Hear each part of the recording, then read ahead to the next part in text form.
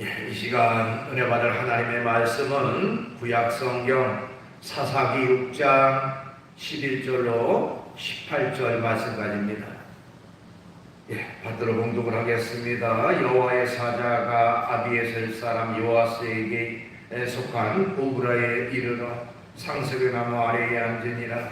마침 요아스의 아들 기드온이 미디안 사람에게 알리지 아니하려 하여 밀을 포도주 틀에서 타작하더니 여호와의 사자가 기드온에게 나타나 이르되 큰 용사여 여호와께서 너와 함께 계시더라 하매 기드온이 그에게 대답하되 오 나의 주여 여호와께서 우리와 함께 계시면 어찌하여 이 모든 일이 우리에게 일어났나이까? 또 우리 조상들이 일찍이 우리에게 이르기를 여호와께서 우리를 애굽에서 올라오게 하시는 것이 아니냐 한 그 모든 이적이 어디 있나이까? 이제 여호와께서 우리를 버리사 미디안의 손에 우리를 넘겨주셨나이다 하니 여호와께서 그를 향하여 이르시되 너는 가서 이 너의 힘으로 이스라엘을 미디안의 손에서 구원하라. 내가 너를 보낸 것이 아니냐 하시니라. 그러나 기드온이 그에게 대답하되 오 주여 내가 무엇으로 이스라엘을 구원하리이까?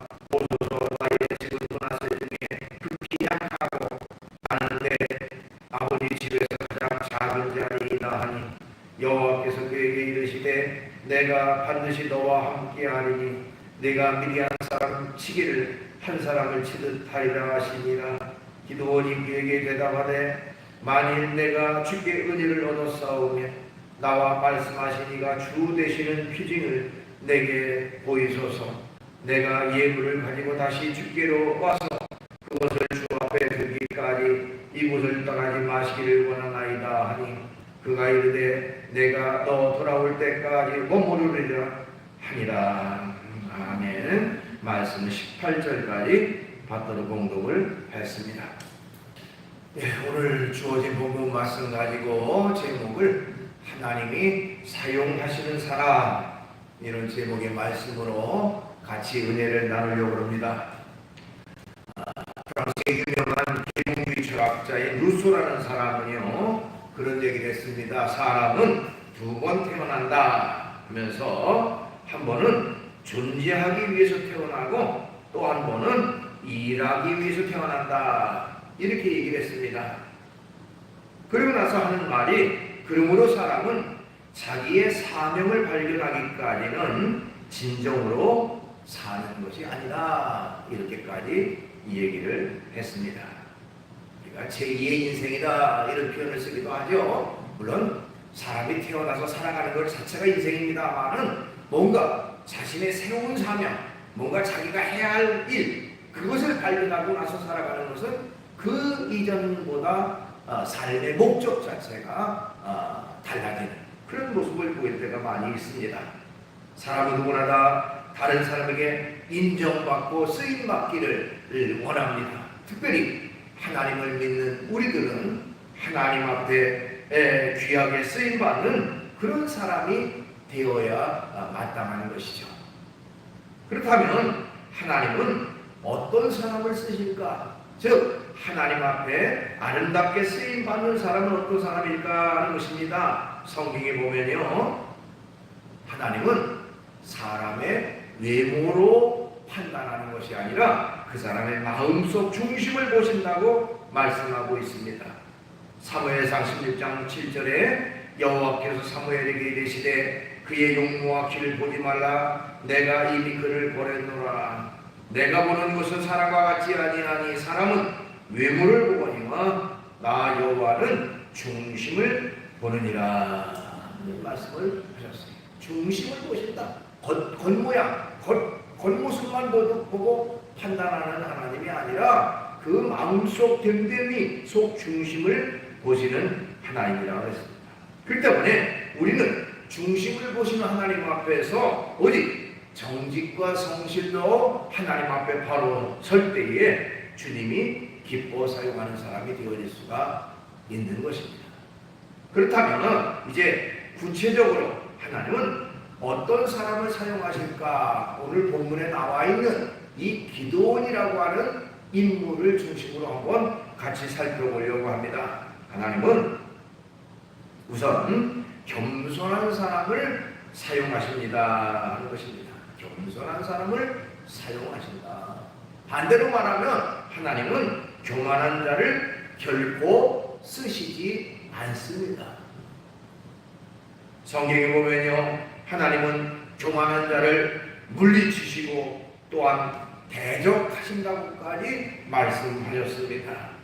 야고보서 4장 6절 그러나 더욱 큰 은혜를 주시나니 그러므로 일렀으되 하나님이 교만한 자를 물리치시고 겸손한 자에게 은혜를 주신다 하였느니라 이렇게 기록되어 있고요. 베드로전서 5장 5절 중간 이하에 보니까요, 하나님은 교만한 자를 대적하시되 겸손한 자들에게 은혜를 주시느니라. 하나님은 교만한 자를 결코 인정하지 않습니다. 그래서 그를 물리치시고 심지어는 대적하신다고까지 말씀하고 있습니다. 반대로 겸손한 사람에게 은혜를 주신다 이렇게 말씀하고 있는 것입니다. 그런데 하나님께서 교만한 사람을 쓰실 때가 있습니다. 그게 무슨 말이냐? 교만한 자를 물리치고 하나님이 대적한다고 했는데 교만한 자를 쓰신다니 그게 무슨 말이냐? 그런데 하나님이 교만한 자를 쓰시되 전제 조건, 선결 조건이 있습니다. 그건 바로 그 사람을 일시적으로 징계하시거나 환난이나 고난을 통해서 철저히 교만을 버리고 낮아지게 만드신 다음에 그를 사용하십니다. 그러니까 하나님은 교만한 사람 그 자체를 쓰는 게 아니라 고난을 통해서, 환난을 통해서, 어려움을 통해서 그로 하여금 철저히 낮아지고 겸손하게 만든 다음에 이제 비로소 그를 사용하신다는 것이죠. 자, 신약 성경에 나오는 유명한 사람 사도 바울이라는 사람이 있습니다. 이 사도 바울은요, 다메섹에서 예수님을 만나는 체험하기 이전까지는 그야말로 교만하기에 이를 데가 없는 사람이 바로 바울이었습니다. 그렇죠? 자기가 제일인 걸로 알고요, 혈기가 등등한 사람이었고요, 야심으로 가득 찬 그런 사람이 바로 바울이었습니다.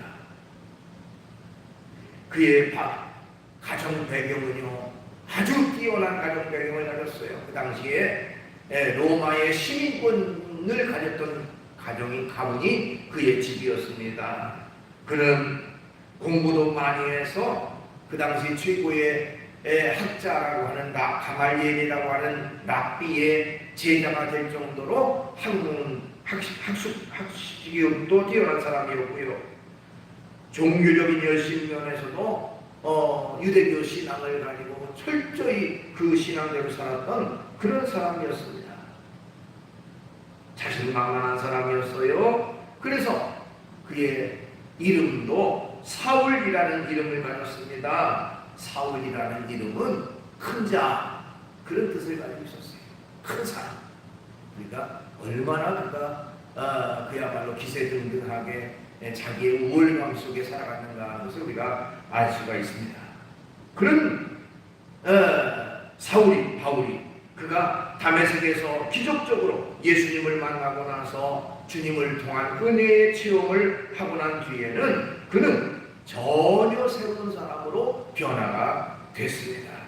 그는 세상의 가치관을 버리고 하늘의 가치관을 가지고 살게 되었고요. 혈기등등한 사람이 온유하고 겸손한 사람으로 변화되었습니다. 아까 사울이라는 이름은 큰 이름이라 그랬죠. 그의 이름까지도 바꿨는데 바울이라는 이름으로 바꿨습니다. 바울은 작은 자, 그런 의미를 담고 있어요. 그러니까 예수님 믿기 이전에는 그야말로 교만의 극치를 달렸던 이 사울인데, 그러나 예수님을 믿고 난 뒤에, 변화된 뒤에는 철저히 겸손하고 낮아지는 사람이 됐고요. 그리고 주님을 위해서 평생을 헌신했던, 예수님을 핍박했던 사람이 예수님을 전하는 전도자로서의 삶을 살아갔다 하는 것입니다. 이처럼 하나님은 겸손한 사람을 쓰시되 교만한 사람을 결코 사용하시지 않고, 교만한 사람을 사용할 때는 일시적으로 고난과 고통과 어려움을 통해서 그를 낮아지게 만드시고 나서 그를 사용하신다는 겁니다. 자, 오늘 본문에 나오는 이 기드온을 한번 보면 기드온은 참으로 겸손한 사람이었다라고 말할 수가 있습니다. 기드온은 원래 아마도 다른 사람보다 힘이 센 그런 사람이었던 것으로 볼 수가 있습니다. 오늘 본문 12절에 보니까 하나님의 사자가 그에게 나타나서 말하기를 큰 용사여 여호와께서 너와 함께 계시도다, 이런 말을 했어요. 큰 용사. 그런데 14절 말씀에도 너는 가서 이 너의 힘으로, 그런 말은 너의 힘으로, 그러니까 힘이 센 용사, 뭐 그렇게 그 사람의 모습을 우리가 정리해 볼 수가 있죠. 그 정도로 힘이 센 사람이었습니다. 그런데 그는 하나님 앞에서 자기의 연약함을 고백하고 자기 스스로도 나는 보잘것없는 사람입니다 라고 철저히 자신을 낮추고 겸손했던 것을 볼 수가 있습니다. 오늘 본문 15절에 그러나 기드온이 그에게 대답하되 오 주여 내가 무엇으로 이스라엘을 구원하리이까? 보소서 나의 집은 므낫세 중에 지극히 약하고 나는 내 아버지 집에서 가장 작으니이다. 자기의 그 심가리고 그야말로 다른 사람을 위해 군림하려고 하거나 뭔가 사람들을 규합해 가지고 우두머리가 되려고 하지 않고 오히려 철저히 낮아지고 겸손했던 자기 아버지 집에서도 가장 미천하고 작은 자입니다라고 철저히 자신을 낮췄던 사람이 바로 기드온이라는 사람이었습니다. 하나님은 겸손한 사람을 기뻐하시고 겸손한 사람을 들어서 사용하십니다. 조금 전에 불렀던 우리 찬송가 534장에 보면 거기 주님 찾아오셨네 하는 찬양했지요. 자, 그 찬송가의 3절 가사를 보면 겸손한 자 찾도다 모시어 드리세, 하늘에서 부르네 모시어 드리세, 좋은 자리 드리고 주실 은혜 구하세, 하늘나라 세우세 모시어 드리세.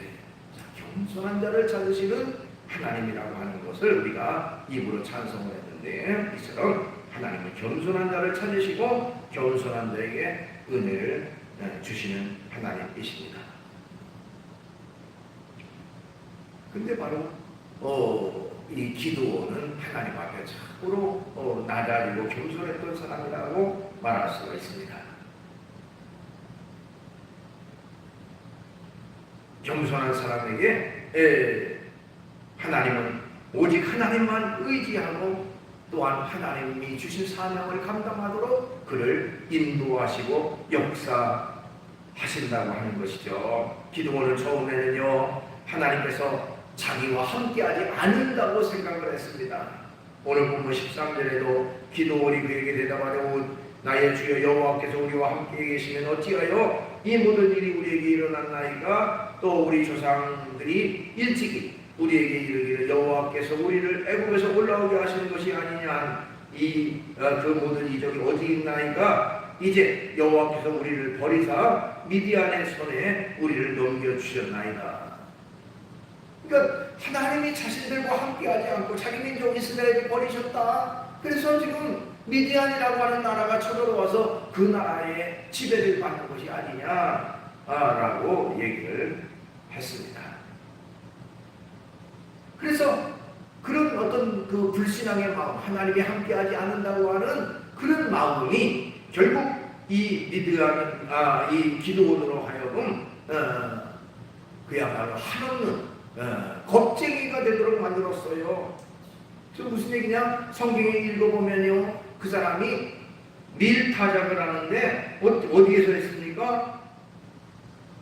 미디안 사람에게 들키지 않으려고, 미디안 사람에게 들키면 타작하는 것을 들키면 다 빼앗기니까 들키지 않으려고 포도주 틀에서 숨어가지고 포도주 틀 속에 숨어서 몰래 밀타작을 할 정도의 그런 어떤 겁이 많은 그런 사람이 되었다는 것입니다. 그런데 그런 연약하고 겁이 많은 기드온에게 하나님께서 힘센 용사여 이렇게 부르고 계신다는 것입니다.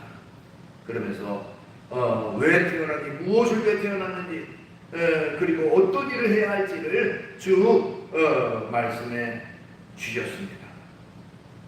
그리고 급기야 너를 통해서 하나님이 이스라엘 민족을 미디안의 손에서 건져내실 것이다 라고 하는 사명을 그에게 주셨다고 하는 것입니다.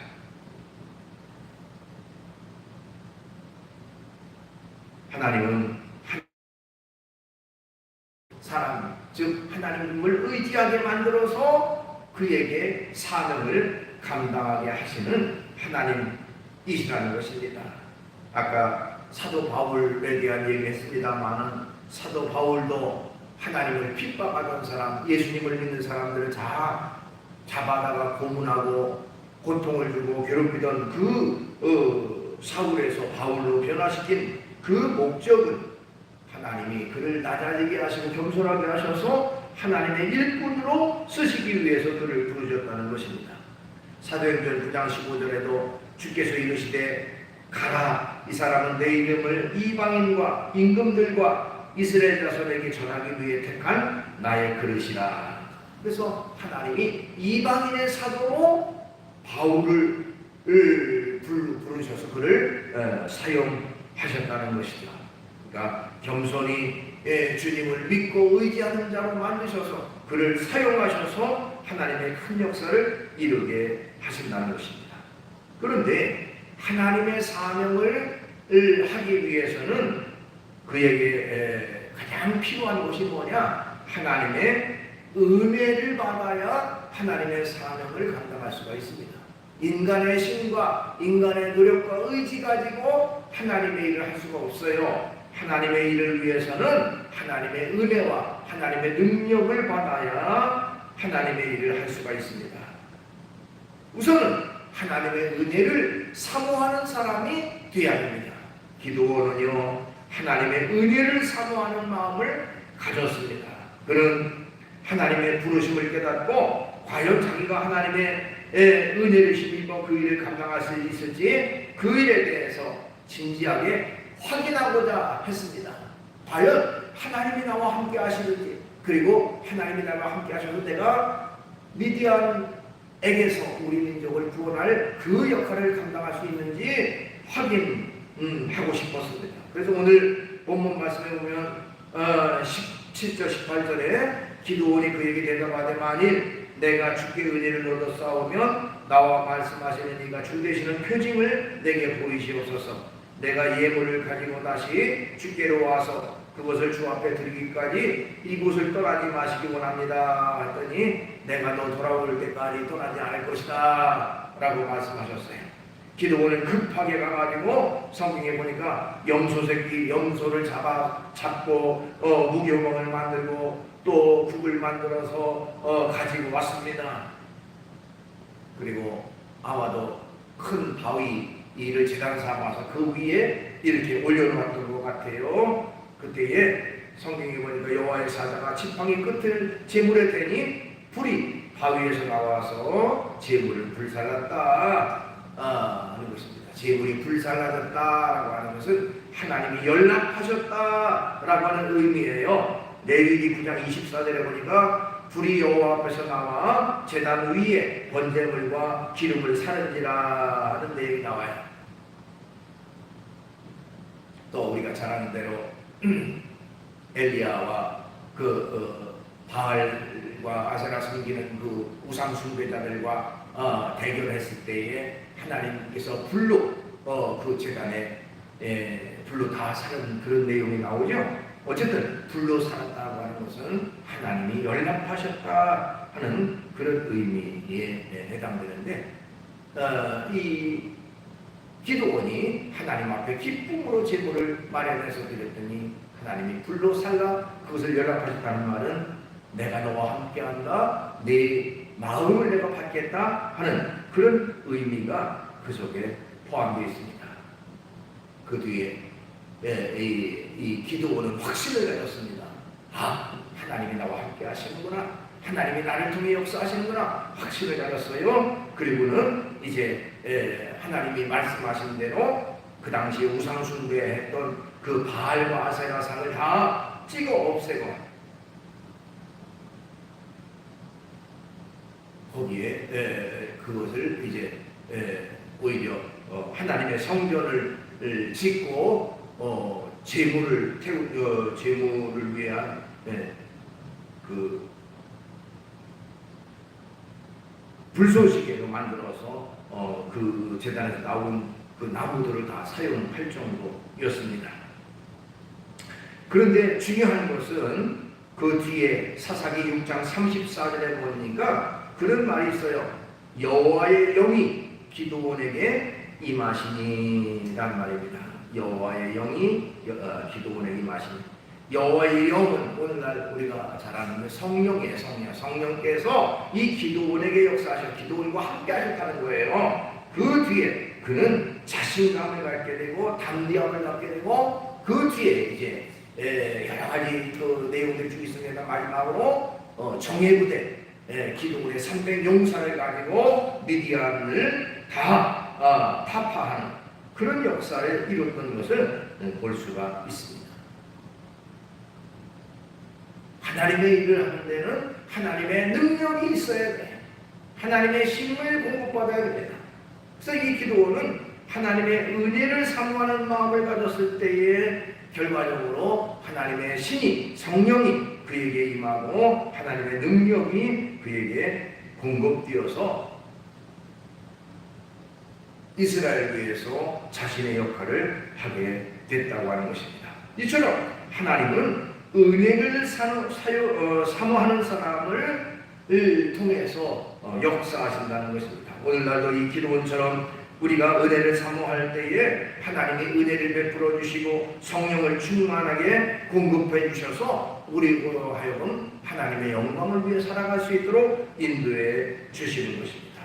그리고 믿음의 장구가 되게 하시고 믿음의 담대한 그런 사람이 되게 하시는 것입니다.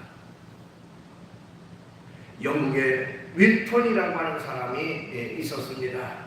이 윌턴이라는 사람은요 26살 때까지 아무렇게나 되는 대로 자기 인생을 아무렇게나 사는 사람이었습니다. 그냥 될 대로 되라 하고 자포자기한 상태로 인생을 살았습니다.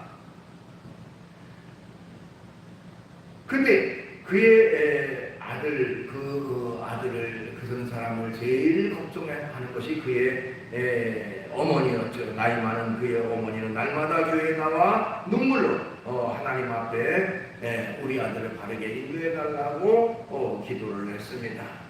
마치 교회에서 어떤 한 성공한 사업가가 와서 간증 집회를 한다고 하는 그런 광고가 있었습니다.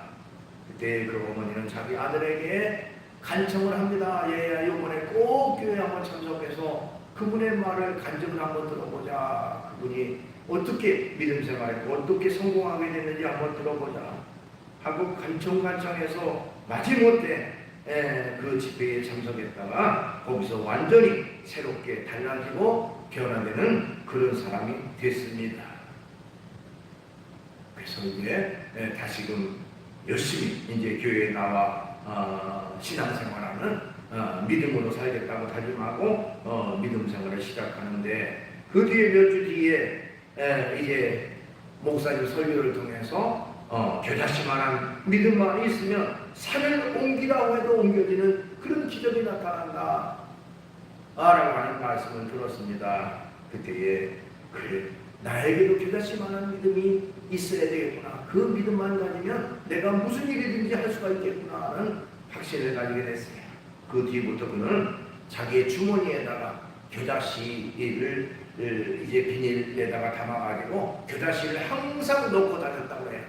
그리고 어렵고 힘들 때마다 그 겨자씨를 보면서 내가 과연 겨자씨만한 믿음이 있는가 자신이 한번 돌아보고 점검하는 그런 일을 해서 결국에는 그 뒤에 그 성공한 그런 사업가가 되게 됐다고 합니다. 그 뒤에 그를 취재하는 한 신문 기자가 왜 이 주머니에다가 그런 그 겨자씨를 늘 넣고 다닙니까? 그랬더니 이 겨자씨는 나의 믿음을 테스트하는 것입니다.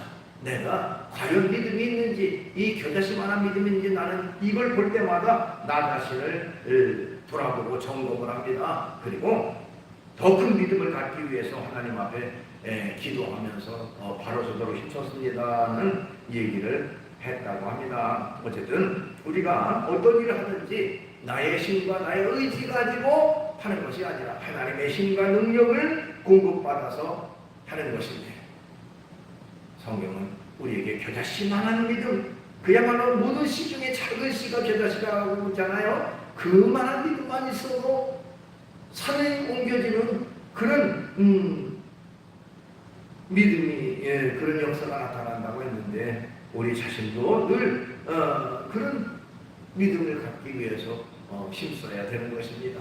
기도는 은혜를 사모하고 하나님의 능력을 사모해서 결국 하나님을 통해서 하나님의 큰 역사를 이루게 됐다는 것입니다. 기도는 사명을 깨닫고 그리고는 그 사명에 최선을 다하는 충성하는 사람이 되어졌습니다. 사명을 다하는 사람, 사명에 최선을 다한 사람, 사명을 실천하는 사람에게 하나님은 역사하시는 것입니다. 우선은 우상예단을 허물기 시작을 했죠. 오늘 본문 25절은 그날 밤에 여호와께서 기드온에게 이르시되 네 아버지에게 있는 수소 그 7년 된 둘째 수소를 끌어오고 네 아버지에게 있는 바알의 제단을 헐며 그 곁에 아세라상을 짓고 그 내용을 통해서 보면 아마도 그의 아버지는 이 우상을 관리하고 우상 신전을 관리하고 그걸 여러 가지 총괄하는 그런 책임자였던 것으로 봅니다. 그런데 하나님이 그것을 헐라고 하셨을 때에 그는 망설임 없이 즉시 순종해서 바알과 아세라 제단의 상을 다 찍어서 헐어 버리는 결과가 됐습니다.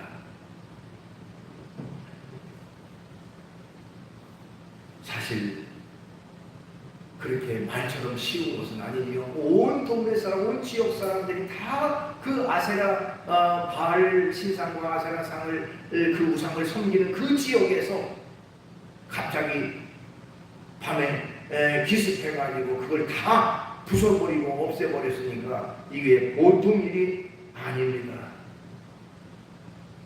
그 동네 사람들은 발칵 뒤집혔죠. 성경의 그 오늘 본문 말씀 밑에 나오는 내용인데 한번 찾아보겠습니다. 사사기 6장 28절로 31절까지. 사사기 6장 28절로 31절까지. 우리 천천히 한번 읽어보겠습니다. 시작. 그 성읍 사람들이 아침에 일찍이 일어나 온즉 바알의 제단이 파괴되었으며 그 곁에 아세라가 찍혔고 새로 쌓은 제단 위에 그 둘째 수소를 드렸는지라 서로 물어 이르되 이곳이 누구의 소행인가 하고 그들이 캐어 물은 후에 이르되 요아스의 아들 기드온이 이를 행하였도다 하고 성읍 사람들이 요아스에게 이르되 네 아들을 끌어내라. 그는 당연히 죽을지니 이는 바알의 제단을 파괴하고 그 곁에 아세라를 찍었습니다 하니 요아스가 자기를 둘러선 모든 자에게 이르되 너희가 바알을 위하여 다투겠느냐? 너희가 바알을 구원하겠느냐? 그를 위하여 다투는 자는 아침까지 죽임을 당하리라. 바알이 과연 신일진데 그의 제단을 파괴하였은즉 그가 자신을 위해 다툴 것이니라 하니라. 아멘. 예. 자, 우리가 그냥 성경을 통해 읽은 정도의 그런 소동이 아니라 엄청난 소동이죠. 온 동네가 발칵 뒤집혀서 그야말로 그 기드온을 죽일 그런 태세였습니다. 그 정도로 엄청난 일을 한 거죠. 근데 기도는 하나님이 말씀하시니 담대함이 생겼고 믿음으로 우상을 다 파괴하는 그런 결과가 됐습니다. 그런데 놀라운 것은 아까도 말씀드린 그의 아버지는 아마 우상 숭배를 위한 그 최고 책임자, 관리하는 사람, 그런 사람이었을 텐데 하나님이 그의 아버지의 마음도 역사하셔서 사람들을 설득하게 만들었다는 거예요. 사실 어떻게 보면 자기에게 얼마나 화가 났을 것이고, 그것도 다른 사람이 아니라 자기 아들이 그 일을 했으니 얼마나 분노했겠습니까마는 하나님이 이 아버지의 마음을 움직이고 역사하셔서 오히려 기도원을 변호하는 그런 결과를 가져오게 됐다. 너희들이 바알 신을 섬기지 않냐? 근데 너희들이 바알을 위해서 그 사람 그 아들을 위해서 무슨 일을 하려고 하지 말아라. 너희가 이 바알이 신일진데 스스로 그 일을 한 사람을 징계하지 않겠느냐? 그러니까 가만 놔둬라. 어떻게 그가 하나님이 그런 어떤 지혜를 순간적으로 그에게 주셨어요. 어떻게 보면 돕는 손길이죠. 돕는 손길. 우리가 하나님을 믿고 의지하고 하나님의 일을 할 때에 때때로 우리가 곤란한 일 당하고 어려운 일 당할 때도 하나님이 그때그때마다 돕는 손길을 주셔서 붙여주셔서 우리로 하여금 넉넉히 하나님의 일을 감당하도록 인도하신다는 겁니다. 우리 하나님을 믿는 사람들은 결코 곤란한 일 당하거나 어려운 일 때문에 괴로운 일 당하지 않도록 하나님이 피할 길을 내신다는 거예요. 또 적절한 환경을 주시고 적절한 사람을 붙여주셔서 우리로 하여금 그 일을 감당하게 하신다는 겁니다. 어쨌든 하나님이 역사하시고 그래서 그 위기를 모면하는 그런 결과가 되어졌다. 자, 그 정도로 이 기도원은 하나님이 주신 사명을 위해서 최선을 다했습니다. 어떤 일이든지 우리가 주신 사명을 위해서 최선을 다하는 그런 사람이 되어야 됩니다. 그때마다 어렵고 힘든 일이 있고 인간관계 속에서 어렵고 힘든 일이 생길 수도 있겠지만 믿음으로 담대함으로 하나님의 사명을 다할 때에 하나님께서 우리로 하여금 그 일을 잘 감당하도록 도우시고 인도하시고 또 때때로는 돕는 손길을 통해서도 역사하신다는 사실을 우리가 기억하고 이 기도원처럼 하나님 앞에 귀함이 쓰임받는 그런 사람이 되기 위해서 최선을 다하는 또 하나님 앞에 바로 서는 그런 저와 여러분 되시기를 주의 이름으로 축원합니다. 기도하겠습니다. 거룩하신 주님을 찬양합니다. 기도원이라고 하는 한 인물, 그가 어떻게 주님께 쓰임받는 자가 됐는지를 살펴봤습니다. 그는 하나님 앞에 철저히 낮아지고 겸손했던 그런 사람일 뿐만 아니라 하나님의 은혜를 사모하고 하나님의 능력을 사모해서 또 성령의 능력으로 주의 사명을 감당했고 또 그가 주의 사명을 감당할 때마다 돕는 손길을 통해서 또 그런 환경을 통해서 하나님이 역사하셨던 것을 알 수가 있습니다. 주님, 우리를 통해서 하나님의 영광이 드러나기를 원합니다. 우리가 기쁨으로 주의 사명 감당하기를 원합니다. 주님, 우리와 함께 하시고 우리의 모든 삶을 통해서 하나님 앞에만 영광을 돌리는 저희가 될 수 있도록 인도해 주시옵소서. 예수님의 이름으로 기도하옵나이다. 아멘.